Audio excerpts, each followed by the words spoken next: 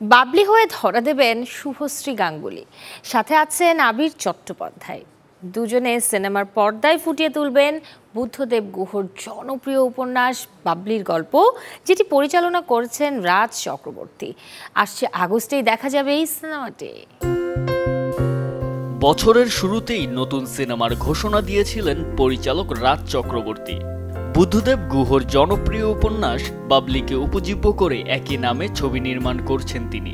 এতে জুটি বেঁধেছেন আবির চট্টোপাধ্যায় ও শুভশ্রী গঙ্গোপাধ্যায়।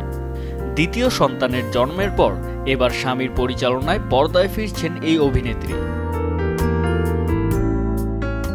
সিনেমাটির নাম ভূমিকায় অভিনয় করেছেন শুভশ্রী।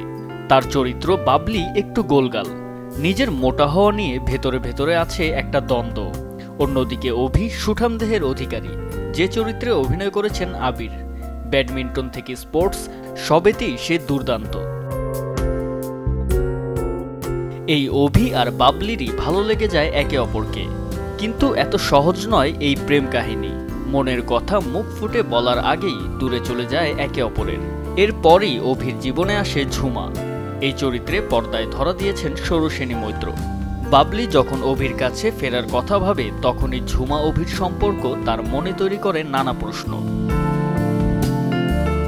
ত্রিকোণ প্রেমের এই গল্প কোথায় শেষ হবে তা জানতে অপেক্ষা করতে হবে আরও কিছুদিন।